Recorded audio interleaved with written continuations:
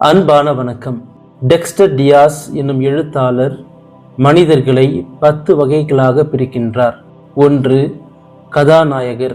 மற்றவர்கள் அமைதியாக இருக்கும்போது பேசுபவர்கள். உறுதியான உடல் மொழியை கொண்டவர். அநீதிக்கு மௌனம் காக்காமல் குரல் கொடுப்பவர். நீங்கள் கதாநாயகராக மற்றவர்கள் பேச மறுப்பதை உரக்க பேசி பழகுங்கள். 2. உதவியாளர். பிறருக்கு உதவுவது இவரின் பொழுதுபோக்கு அல்ல, அது இவரின் உள்ளார்ந்த பண்பு. மற்றவர்கள் கேட்பதற்கு முன்பாக உதவியை கொடுப்பது இவரின் பேராற்றல். அழைக்கப்பட வேண்டுமென எதிர்பார்க்காதவர், உடனிருப்பவர். நீங்கள் உதவியாளராக மற்றவர்கள் கேட்பதற்கு முன் தேவையை அறிந்து உதவுங்கள். 3.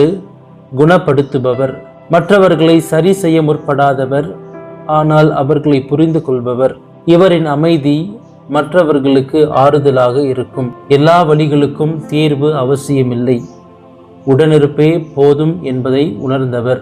நீங்கள் குணப்படுத்துபவராக மற்றவர்கள் உடைந்திருக்கும் போது அறிவுரைகளை அடுக்காமல் உங்கள் உடனிருப்பை உணர வையுங்கள். 4. மகிழ்ச்சியாளர். எல்லோருமே முடிவுகளை பார்க்கும்போது தொடக்கத்தை கவனிப்பவர். தோல்விக்கு பணிந்து போகாதவர்.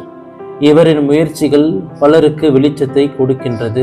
நீங்கள் மகிழ்ச்சியாளராக உங்களிடம் இந்த கேள்வியை கேளுங்கள்: என்னுடைய முடிவுகளை பயத்தில் எடுக்கின்றேனா அல்லது நம்பிக்கையோடு எடுக்கின்றேனா?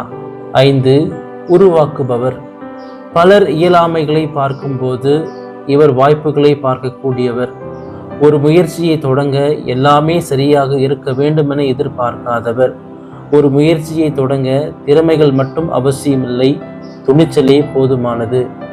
நீங்கள் உருவாக்குபவராக தொடக்கத்தில் தெளிவில்லாமல் இருந்தாலும் புதிதாக எதையாவது உருவாக்குங்கள். இந்த காணொளியின் தொடர்ச்சியை காண இந்த காணொளியின் பகுதி 2ஐ காண்போம். நன்றி.